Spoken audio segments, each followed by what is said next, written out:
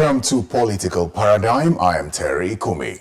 Today, we turn our attention to the issue of crude oil theft and the National Assembly's probe so far. Now, the Nigerian Extractive Industries Transparency Initiative puts it that oil theft cost Nigeria 619.7 million barrels of crude worth $19.24 billion between 2009 and 2020. Now, to further contextualize this, the crude production for that period was an average of 2.2 million barrels per day. If you multiply that by 30 days, you get 66 million barrels a month. If you multiply that by 12, which is a whole year, that's 792 million barrels a year. So almost a year's production was lost within 12 years to crude oil thefts. That's a big issue. Now, Nigeria has some of the world's largest proven oil reserves, and crude plays a pivotal role in the Nigerian economy, with exports accounting for about 80% of our revenue. Many countries wonder how we're able to survive, considering their serious threat from thefts.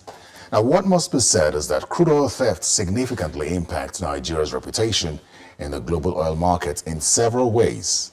Oil theft is often associated with corruption, and it further solidifies Nigeria's reputation as a corrupt country. So if oil theft is addressed, Nigeria can improve its reputation in the global oil market and attract more investment and increase its competitiveness.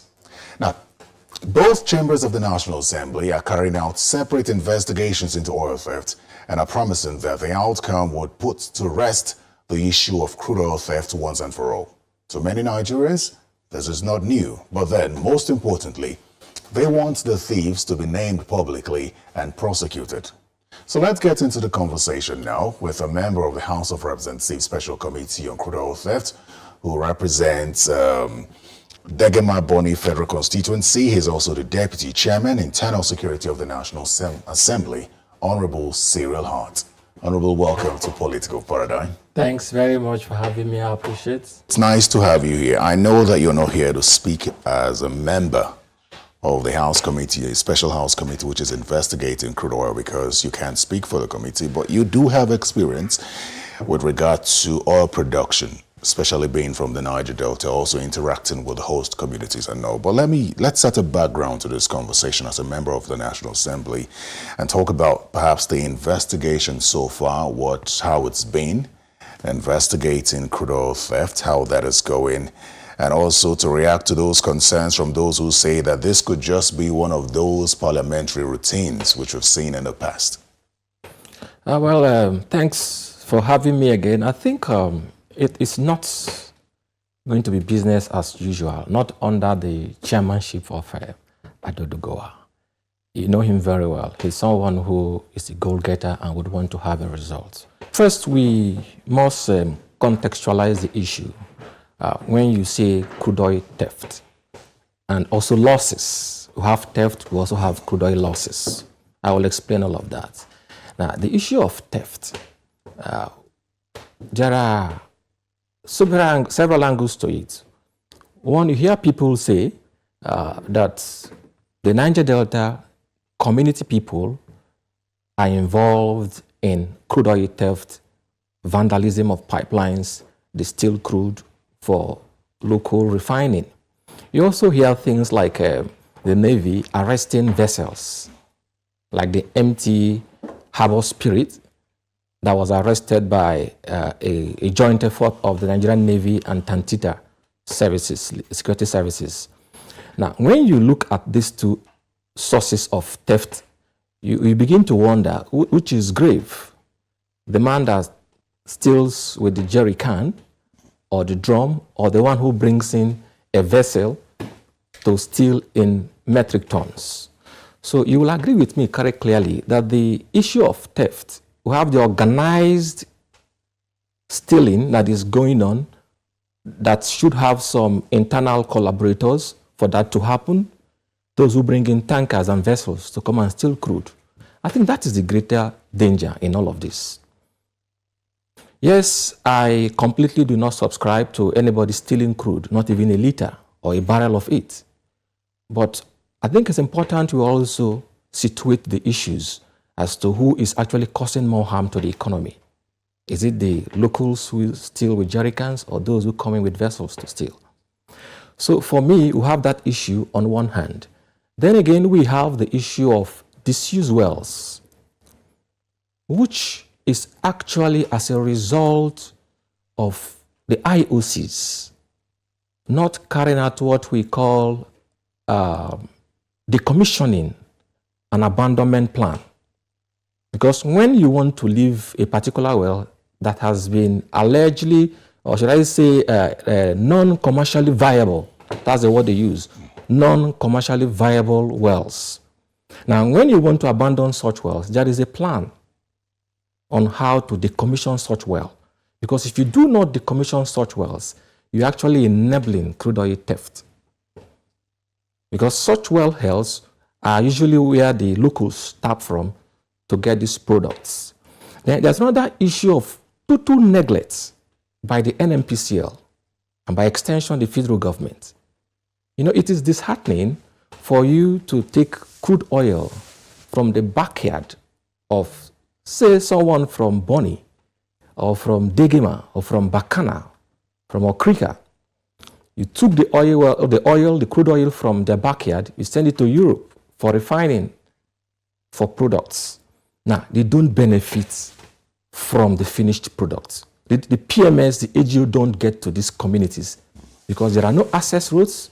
And to make the matter worse, they are not connected to the national grid. So how do you expect those community people that live in those communities to have energy? Today, energy has been added as part of basic needs of man. So some of them go to the pipelines to look for energy. And that's why oftentimes you see that the crude that is stolen by the locals are refined to have finished products for energy. Whereas the ones that are stolen by these people who come in with vessels are exported outside this country.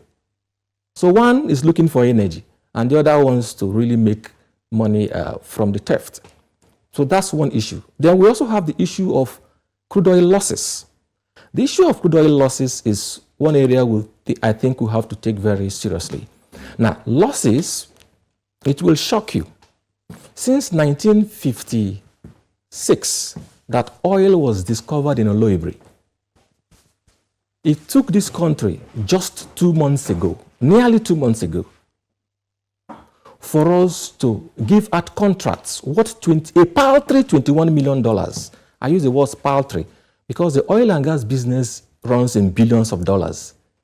It took this country between 1956 to 2024 to give out a contract valued at $21 million for us to have metering devices in our flow stations. It simply means that all this while we have been running on estimation because we don't even know what we are producing from the primary source. It is just this minister who just gave the contract to the NUPRC, to a company, to install metering devices for $21 million. So are you saying that the IOCs never knew about metering devices? So if you do not know what is the actual, how can you even establish there's a loss? So when you talk about the locals stealing crude and the organized criminals doing same and the concerns around, you know, how much we lose, one of the questions that would come to mind is, what is the enabling factor for either of these two groups of thieves? Now, it is failure of the regulatory bodies for someone to bring in a vessel into this country to steal crude. It means the NMPCL, the NUPRC, the NMDPRA have to up their game for that not to continue, because that's actually a cabal, an organized crime. Okay? Now, again, if you look at what the Navy is doing, and I must commend the Nigerian Navy here, with the help of the Falcon Eye and other devices. Today, you can actually track a vessel that enters this country that turns off the AIS, automatic identification system. And that's how they come in. When they turn off the AIS, it means they are here for an illegal activity. But today, the Navy can actually fish out those vessels that come in. Now, so it's a fault from the regulatory agency. If today our fuel stations are not metered, and we do not know how these organized criminals come in to take our crude through vessels. Then for the locals, I just told you that, in my opinion, they're looking for energy in the pipeline. And the reason is simple. Some years ago, the NMPCL introduced a lofty idea, quite commendable initiative, to address this issue of oil theft by the locals. What did they do? They brought in floating filling stations in the Niger Delta. That is taking into account that trucks can't get to those communities, even though you took crude from the backyard. So they brought in those floating filling stations in those Niger Delta communities to make crude and to make AGU and PMS available for energy in those communities. They need to have energy for refrigeration. So I'm curious, you know, when you talk about the organized crime, the organized criminals, and those who ship crude out of this country, we know that their buyers are international organizations. Who purchases or who patronizes the local crude thieves who steal in jerry cans? Where do they sell that? Okay, the locals don't actually sell crude. When they steal the crude, They steal the crude for refining. Okay. To have PMS and AGU for energy in those communities. So they're stealing for energy, not for profit?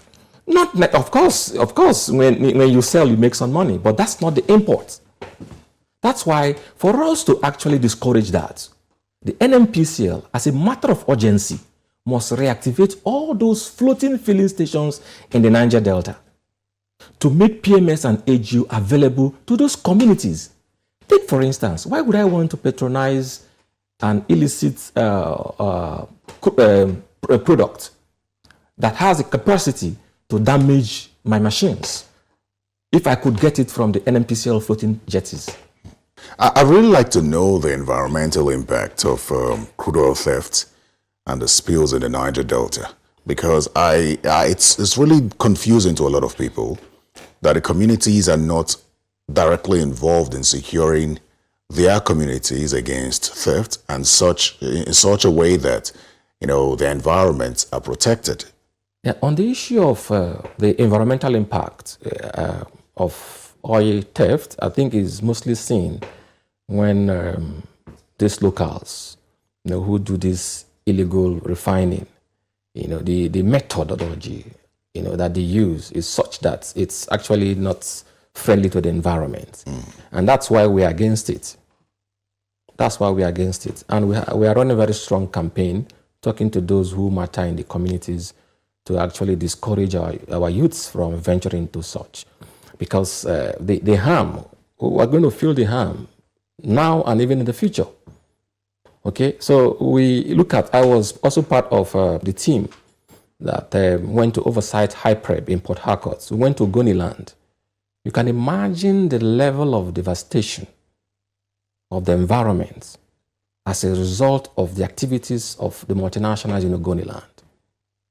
Massive. As we speak today, drinking water is not possible in Ogoniland. It's not possible in Ogoniland. So it's really not something anybody should allow to continue in the Niger Delta. So I agree with you completely that the environmental impacts are enough to discourage such activity. Well, where does the NDDC come in all this? Because this also falls within the jurisdiction of the NDDC to ensure development in the Niger Delta. It is funded by the money realized from the crude that is generated from that region. I think part of the outcome of that investigation we had recently, the committee had recently, the NDDC, the management were invited, and their submission, you know, in terms of their efforts towards fighting crude oil theft, was that they built a road, or they are constructing a road to virtually give access to the security agencies to intervene in an event that there's any call, you know, for them to come in and, you know, address any situation that has to do with oil theft. You know, by their submission, I think they made the point that the theft sometimes happen in shallow waters. shallow waters. And because it happens in shallow waters, the Navy vessels can't actually go to the shallow waters. So when they get to where their vessels are aground, they have to just turn back and they can't fight. So when you construct a road to give road access, for them to fight those criminals, then I think that's one area they have actually contributed. But by and large, I think the NDDC has the obligation to ensure prosperity of the people of Niger Delta. And that can only happen through capacity building. You have to build the capacity of the people. You talked about the Navy and the AIS tracking system, which they've improved on. But then again, some concerns around international collaborations are very important to stop crude oil theft. We know a lot of countries, including countries like Mexico, that have been able to address crude oil theft due to using international collaborations. Interestingly, Nigeria has some of such collaborations. There's the US-Nigeria Binational Commission, the UK-Nigeria Security Partnership. They have international governmental organizations like Interpol and all. And then you wonder why it has worked for other countries, but not for Nigeria. I think it's just for us to be proactive and activate those collaborations. Declare those stolen crudes, maybe blood oil, because it's as a result of devastating the environment of a people that you're making this kill. This crude you're stealing is also killing people. So if you declare it blood oil, and just like the blood diamond issue, and perhaps strengthen that collaboration, it can actually work. Because if there are no buyers, there won't be any seller. But, when you talk about that, it draws attention to concerns around the legal framework surrounding crude oil theft. And there's the argument that we're not lacking when it comes to the legal framework.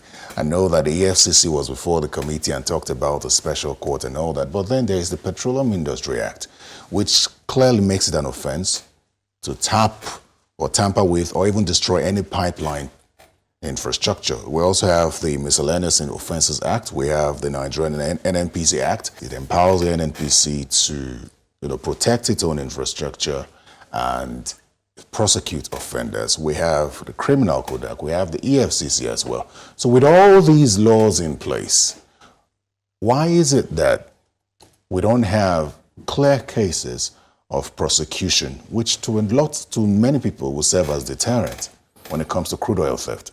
Okay, again, part of the engagement we had also brought something quite revealing from the EFCC. And that was where they said that they wouldn't mind a special court to try crude oil theft and other matters as well that they consider should be given them some level of speed during prosecution. So the issue of special court, as canvassed by the EFCC in that engagement, to me is valid. Because if you know that there's a special court that will try you, I'm sure it will serve as a deterrent. And again, take for instance, when these vessels are arrested, the vessel is the evidence. Okay? Now, if you do not give speedy judgment on such issues, the evidence may disappear. The evidence may even corrode. Yes, the vessels can begin to drown if you don't maintain them. And that becomes another environmental hazard in the communities. If you go to Bonny, you see a lot of those seized vessels along the NMPA jetty. Who is maintaining those vessels for them to stay afloat? We haven't seen burning of these vessels by the Navy. And then it raises the question, what does that solve? With no prosecutions. So for me, that's quite draconian. I think burning of vessels, other than the fact that it affects the environment, it's also a draconian approach to addressing the issue. I think we must exhaust the courts, on these issues. So I completely agree with the EFCC for them to have the special court. But then is the EFCC not overlabored? I mean, crude oil theft on its own is a major concern. It's broad in its own. And then you now, saddle the EFCC that has other economic and financial crimes to address. To prosecute? To prosecute crude oil theft. No, I think prosecution is not exclusive to EFCC. But so far, but it's so far, only the EFCC that has come forth to say we have crude oil theft cases on our hands. Which other agency, even the NNPC, that is saddled with the responsibility of protecting its own infrastructure and prosecuting, is not saying anything about prosecution. So by the time we have the special courts, I think we can decentralize.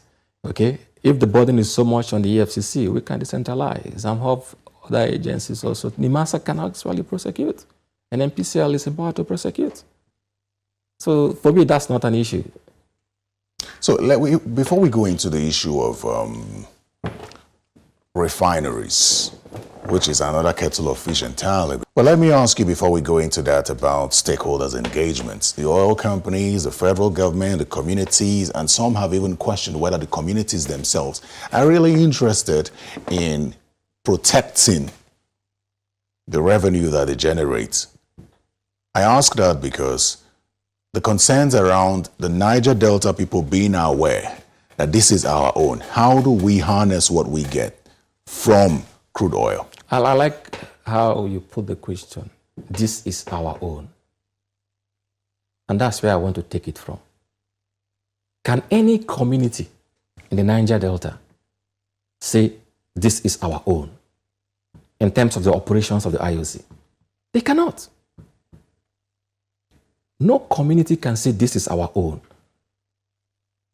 and draw inspiration from that statement to secure the investment. They cannot. Even the attempt in the PIA, which I'm going to talk about when we get to host communities, can also push the needle. So they cannot actually say this is our own. So for me, when we look at the issue of communities as stakeholders, the NOGIF Act, that is the Nigerian Oil and Gas Industry Content Development Act of 2010, the NOGIF Act primarily was to increase community participation in the oil and gas sector. Let us review. This is 2024. Exactly, how do communities participate? How are they supposed to participate? What is wrong with someone from the community owning the block? Freely? Yeah, not freely, not freely. So how does that work? Now let me because it's bidded for, isn't it? Now let me tell you the limitation of the NOGIF Act. The downside of the NOGIF Act. Section 3 says that first consideration should be given to Nigerians in the award of oil block, facilities, marginal fuels, etc., where they demonstrate capacity. Can the law further say, by way of domestication, that first consideration should also be given to community people, not Nigerians this time, community people, indigenous of the community, if they also show capacity? So in other words, if you're a Nigerian, you're bidding for a block, and I'm also bidding for a block in my community, first consideration should be given to me if I show capacity. So the domestication of that section is what has eluded, the non-domestication rather, of that sector is what has eluded the communities from participating. But when you make it so express that first consideration should be given to them, they can enter partnerships. But mustn't we first establish, like you said, if interest is shown from a member of that community, mustn't we first establish capacity? They demonstrate capacity. If mustn't we first establish that interest was shown and capacity was shown? No, we have a lot of community people who are also trying to play in this sector. I'm really curious about the involvement of communities in IOCs. They do have quota. Let me also make this other point. No. They have quota for employment, yes. Quota on employment, menial employment. not managerial posts. Quota on things like skilled and unskilled labor, particularly during construction, not even during production. And that is what I really find very shocking. For instance, a company wants to build a plant, a facility for production in a community. Now, they will give employment quotas for construction of that particular plant to the community people, right? Now, assuming that that plant takes 4 years for construction. Now, the community is engaged within that 4 years to build that plant. Now, that plant is going to run for another 35, 40, 50 years for production.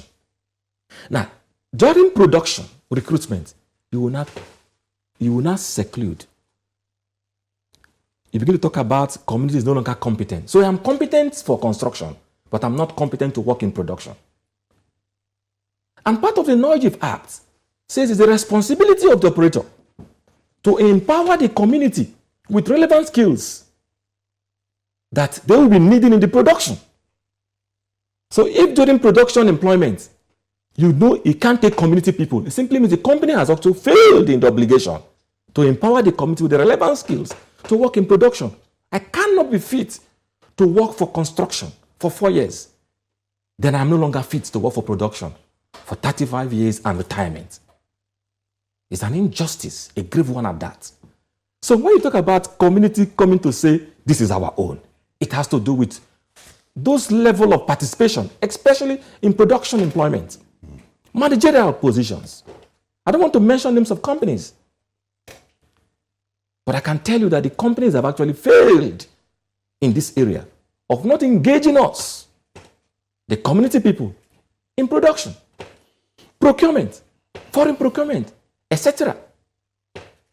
What is it doing wrong? What is it doing wrong? Let me make this point again. I just talked about communities participating and owning intentionally as a government policy.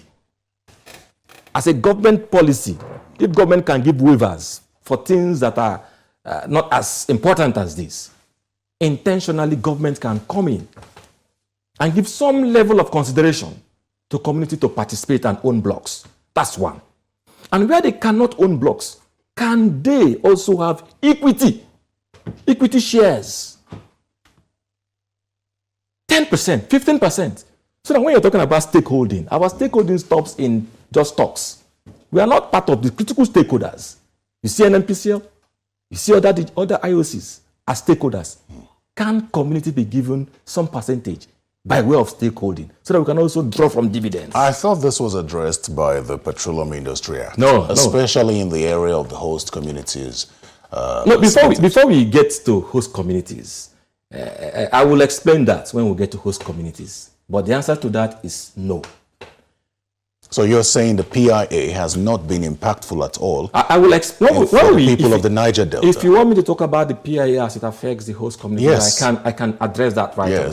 But I was thinking that whereas I have talked about crude oil theft and losses, I should be able to tell you how we should ramp up crude oil production. But if you want me to address that issue... we will go to that. Okay, ramping up crude oil is part of what we will discuss so that we go into the issue of the refineries. Okay, but since we're talking about the host communities, I'd like to know how impactful the PIA has been. Okay, now, for the PIA, as it affects the host communities, the objective, if you look at the PIA, the objective of that particular section, 234 down, was what? To ensure prosperity. Prosperity for the host communities. That's the word, prosperity. Now, if whatever is being given out to the communities cannot ensure prosperity, then the objective has been defeated.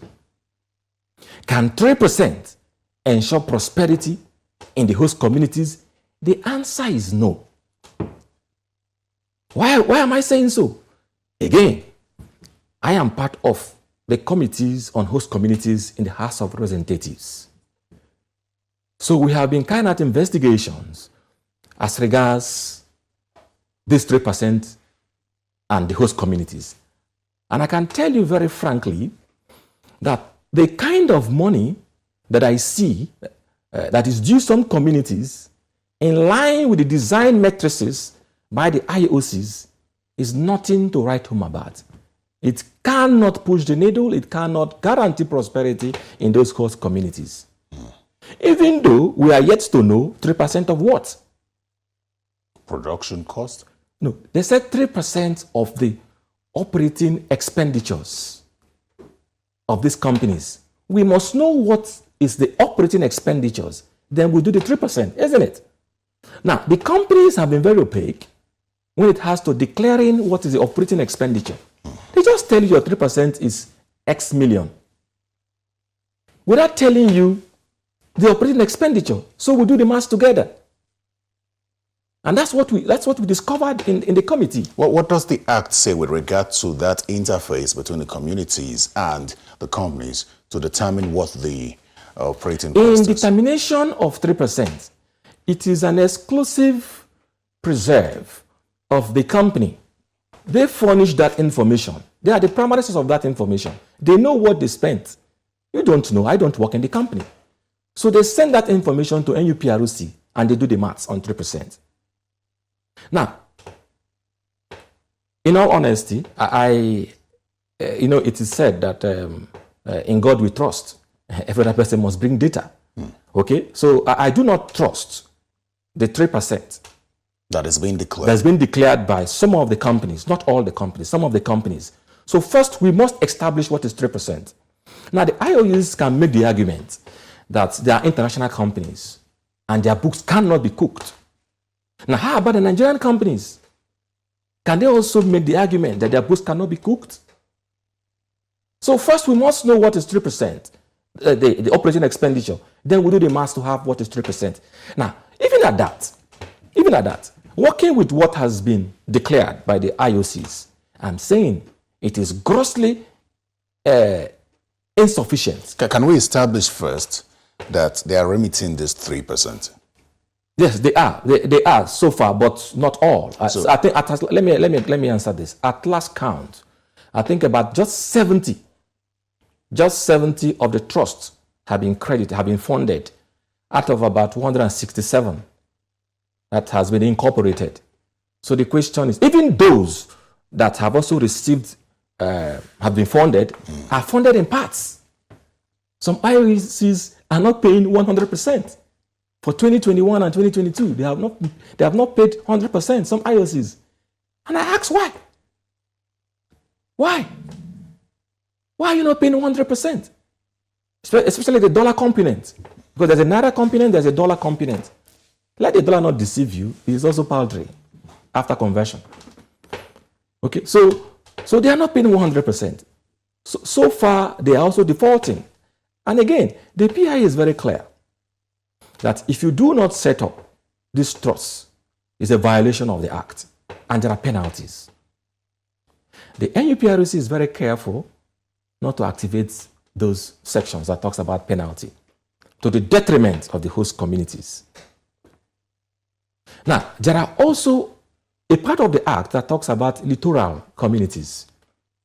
Littoral communities are communities that the IOCs are doing Operation Deep Waters annexed to those communities. Now, I am not sure any of the IOCs have set up the host community development trust for any of the littoral communities. The last time I checked, they said they are in the process. 2 years after, 3 years after, you are still in the process of setting up littoral HCCs, host community development trust. So these are violations of the PIA by the IOCs. So who oversights these IOCs? NUPRC. So who oversights the NUPRC to ensure that this 3% at least is implemented to the letter? The House. How's that coming up? House. And that's part of what we are doing. How impactful has this 3% been so far for the host communities? For me, let me speak with respect to those who have been funded. Now, I quarrel with some aspect of the sharing formula on how these monies will be expended by the management committee. First, you have to have a trust, a board of trustees. The committee have to have a board of trustees. Second, they are going to have the next layer, the management committee, then the advisory committee. The 75% is for capital projects, compulsory savings of 20%, and 5% for management fee. That is to defray all expenses incurred by all committees plus even the BOT. Now, that's a big problem, because if you look at what some communities trust received, it is not enough to even carry out any capital projects. Some communities receive as much, some got, yes, some have as much as 2 billion for the year, some 10 million naira for the year. So how do you knock off, what are you going to save from 10 million naira from a community? What can 10 million naira do for any community? What prosperity can be bettered in a community with even 2 billion naira in this present economy? 2 billion naira. What will 2 billion naira do? That's like one classroom. Like if you want to renovate a school, a secondary school, that's about 2 billion naira for one whole year. So for me, with a population, some communities have a population of about 15, 20,000 persons. What will 10 million naira do for such communities? Honorable, you know that for some persons, they may listen to this and think that the Niger Delta is being greedy and wants everything. There's a South-South Development Commission bill. I think that's either been passed or is in the works. It's in the works. There's NDDC. There's a Ministry of Niger Delta Development. There is also the PIA provision for host communities. How is it that all these put together are not making the desired impact in the Niger Delta? And I don't even want to mention the governments in place. Okay. Let me find the South-South Development Commission is in the works, so we cannot say we are getting anything from that. The NDDC now is about 9 states, right? Now, the Southeast Development Commission has been assented to, right? Now, you have Abia State and Imo State benefiting from Southeast Development Commission and also in the NDDC. Now, Rivers is just NDDC. Okay, so who is greedy here? So to say the South-South or Niger Delta is greedy is not correct. The Southwest Development Commission has been also assented to. Ondo State is part of it. Ondo State also in NDDC. So who is greedy? How about the Ministry of Niger Delta? What is the fund? Have you looked at the budget? Go and look at the budget of the Niger Delta Ministry. Less than 50 billion naira. That's like a kilometer road in the difficult terrains of the Niger Delta. Yes. So apart from the time they used to receive about 150 billion naira, for now, the ministry to me is almost moribund. And the minister, I'm also a part of that committee that oversights the Niger Delta Ministry. We engaged him. We saw his budget. He's crying for funds. And I'm sure fund must come to him. Now, again, I've talked about, there is something again I would want us to look at again in the PIA. And that's section 104, subsection 4. It talks about the midstream and downstream gas infrastructure fund. And I want this to be taken very seriously. That fund is actually with the NMDPRA under that directorate. Now, it's funds from gas flare penalties. Now, part of what section 104, subsection 4 says on utilization of that fund is that it should be used to remedy the environment where the gas is flared and also to give relief to the host communities where the gas is flared. It will shock you to know that the midstream and downstream gas infrastructure fund budget came before the National Assembly and has been passed for 2024 without any subhead that talks about this section that says remedy the environment and particularly give relief to the immediate sufferers. It is genocidal for me to inhale gas fled by multinationals, and you pay penalty to NMDPRA and they abandon us. And the PIA has addressed that. That, gentlemen, brings a substantial amount of this gas penalty to benefit those who inhale it. Clearly there in section 104, subsection 4. But they brought their budget before the National Assembly passed without that subhead. Why did the National Assembly pass it? I am not in that committee. I am not in gas committee. If I were to be in that committee, of course, it will not be passed. So, I have written to the executive director, I have written to the chief executive on MDPRA for them to reconsider that section when presenting their 2025 budget before the National Assembly. So I think that's one area again that communities can also benefit, from gas flare penalties. That must be activated very speedily. I don't know if this perhaps falls into the conversation, but the disunity among the host communities has also been raised and perhaps is affecting the interaction between the host communities and the IOCs. I know that there are different unions that claim to represent the host communities, and maybe that's also having a negative impact on the host communities, don't you think? Yes, I agree completely. And the only thing I can say at this point is to make a passionate appeal to our leaders in the Niger Delta. We are saying that 3% is grossly insufficient. And we can't even assess the 3% because of internal issues amongst us. It doesn't represent us well. You can't be asking for more when the little that was given to you, you're unable to assess it. So all I can say here, because yes, such cases are before us in the House, okay? And all we do is to appeal to them. Shoot your sword. If you cannot be on the BOT, you can be in the management. I do not think that we should even have an advisory committee because that's another overhead cost for us. I don't think we need an advisory committee. So if we are going to amend the PIA, I'll personally say let's just have the BOT and the management committee. Whatever function that the advisory committee is being given in the PIA can be moved to the BOT. Okay. Hopefully that happens because some have said that that's also responsible for crude oil theft, because when people cannot get what they think that they want or they deserve, they go looking elsewhere, just as you also talked about. But let's quickly wrap up this conversation on crude oil theft now, because you've pointed out to some of the issues surrounding crude oil theft, but we should look at how we can ramp up crude oil production in the country.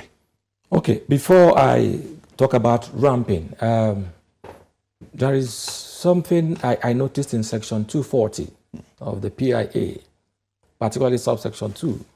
240 subsection 2, I think, talks about who should contribute the 3%. And it expressly states that upstream petroleum operators are to contribute this 3% of their operating expenditure. Now, I'm also aware that the NUPRC is trying to use a regulation to amend the PIA. And I think that is not appropriate in the sense that, in law, they say an express mention of a thing is the exclusion of the others. An express mention of a thing is the exclusion of the others.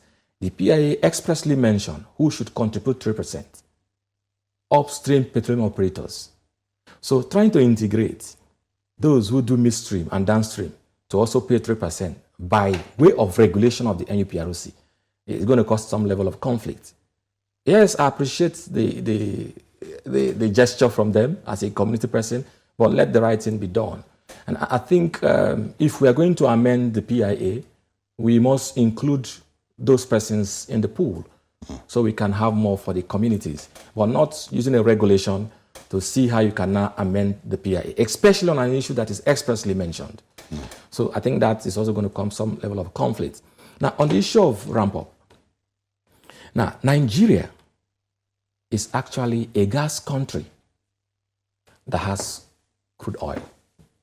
We're a gas country that has crude oil. 208 trillion cubic feet of gas, proven reserve. 38 billion barrels of crude, proven reserve. Now, what it simply means is that we need to ramp up in a hurry. The reason is this.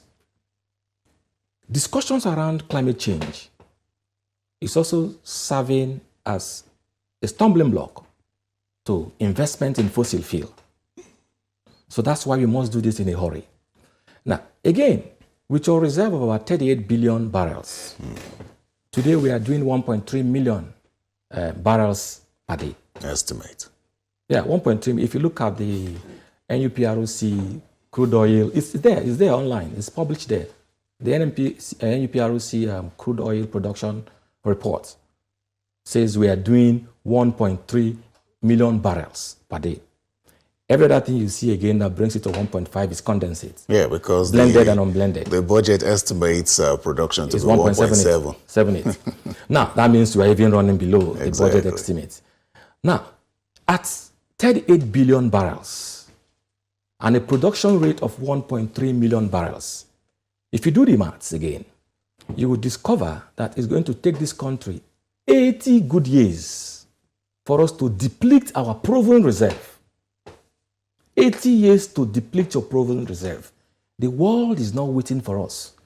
We don't have that time, especially in the face of renewable energy and climate change, fighting investment in fossil fuel. Now, what is Dubai doing in this connection? Dubai is bringing circa $150 billion to ramp up. United Kingdom is going to do 30 billion pounds within 5 years. What is Nigeria going to do with our population and our proven reserve? How much are we invested in this sector? Do we even have the money to invest? Now, that takes us to the issue of how to ramp up. I must commend Mr. President here for the executive order on oil and gas reform. Fantastic initiative. I've gone through the orders, especially in non-associated gas projects. It's a giveaway. It's a giveaway. So I want to encourage the multinationals to leverage that executive order and make sure they invest in that sector. Then again, the issue, I think it doesn't really make sense for NNPCL, who is in a JV with these IOCs, to take their own 3%, to take their own 30% profit to look for more oil. That's the meaning of frontier exploration, to look for oil. So, to me, it makes no business sense. We're in a JV together. I'm the IOC, you are NNPCL. At the end of sharing profits, your expectation of me as the IOC is that I should use part of my profits to develop more wells to maximize or ramp up production. But you're using your profits to go and look for more oil.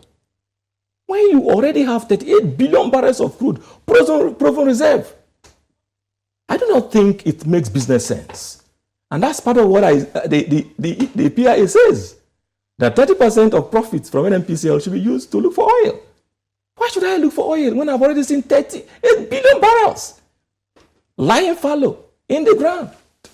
I think the 30% should be used for production of oil and even more. Well, is that not neglect of a possible new discovery in that? The one you have discovered, have you tapped it?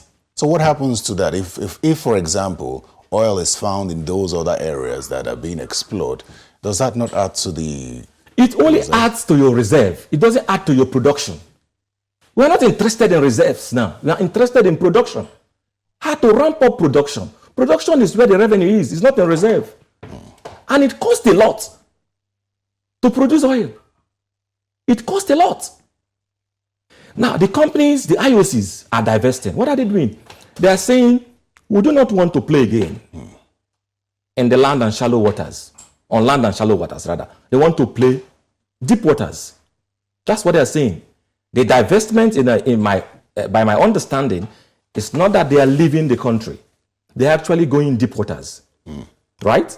Now, deep water is quite expensive. To drill oil deep waters is quite expensive, and they want to play there, leaving shallow and land for Nigerian companies to play. Now, again, let's even interrogate this issue of deep waters investment. You know, part of what I didn't mention that led to oil losses again is lack of investment in this sector. Over years, by the multinationals, the IOCs, they were waiting for the PIA, so they could not invest. Okay, so that 15 years of waiting actually impacted on production. Take, for instance, the recent one, the FPSO, that is the Floating Production Storage and Offloading Facility, Egina. Egina is recent. It was, I think, it started producing in 2018, so it's quite recent. Now, Egina, as of 2018, listen to this conversation. Egina is deep waters. Deep waters means there are no vandalism. Nobody is stealing crude through the pipeline. That's deep waters. It's safe haven for them. Now, Egina was doing, as of 2018, 200 barrels of crude per day. 2018. 2019, sustained. 2020, started seeing a decline, no Egina. No vandalism. Started seeing decline. Today, Egina, 5 years after, have moved from 200,000 barrels per day to 80,000 barrels per day. A significant decline of about 60%. Well, I would like to talk about the issue of refineries because we're almost out of time. Perhaps you could talk to us about your understanding of Nigeria's refineries and why it's not working, especially the Port Harcourt refinery, which is in your area where you come from. Considering the billions of dollars that go into turnaround maintenance to produce absolutely nothing. What's your understanding of Nigeria's refineries, why they're not working, what can be done, and the concerns around the new Dangote refinery and what impact it will have on Nigeria's oil production? World over, refineries have very marginal profits. It means it's not a place for the capitalists to venture, okay? Because it has marginal profits.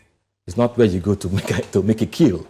And that's why if you look at the Saudi Aramco, owned by the government of Saudi, they own and build the refineries. Because it's not about profit, it's about energy security. Refineries are about energy security, a deliberate policy of government to ensure energy security, just like agriculture. Agriculture is not an environment where you go to make a kill. It's for food security, and that's why government intervene from time to time. Okay? Now, same for refineries, for energy security. Now, it beats my imagination that, well, I must commend this present government because whatever rot today you see, it's not a Tinubu's fault. It's not a Tinubu's fault. It's accumulation of all the rots in the system. But today you can see, I'm beginning to see changes. The success story that's coming from the refinery in Port Harcourt is that by next month, they are going to give us about 12 million liters of PMS. 12 million liters is actually a far cry from what we consume. I hear we consume daily about 60 million liters. So PH Refinery is going to give us about 12 million liters. Like I said, maybe the South-South region can benefit from that. So world over, refineries are actually built by government.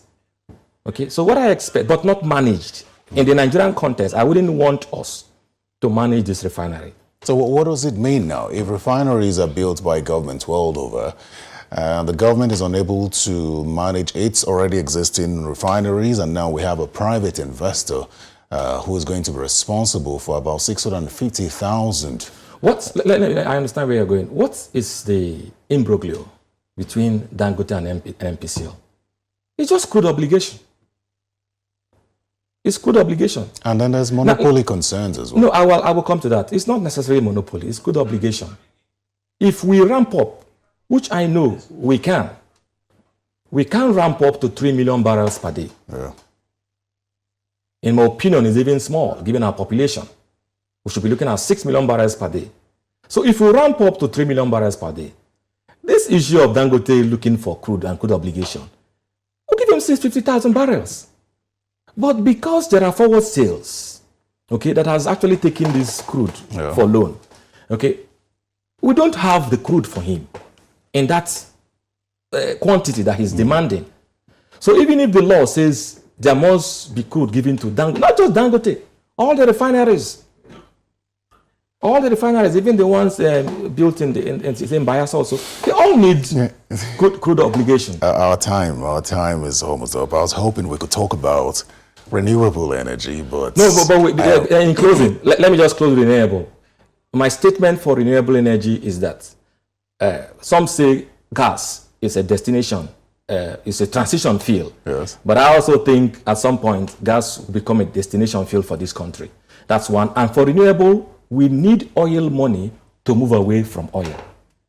Okay. So if we want to embrace renewable, we need the oil money for us to go into the hydros, to go into solar and all of that. I'd like to thank you very much. Honorable Cyril Hart is a member representing Degemaboni Federal Constituency and is the Deputy Chairman, Internal Security of the National Assembly. I'd like to thank you very much for your time. Thanks very much. Thanks for having me. Thank you. Appreciate it. You're most welcome. Well, thank you very much for your time as well. I'd like to remind you that you can catch this conversation all over again and others by simply going to YouTube and searching Political Paradigm, or go to channelstv.com. Thank you very much. I am Terry Ikumi. Goodbye.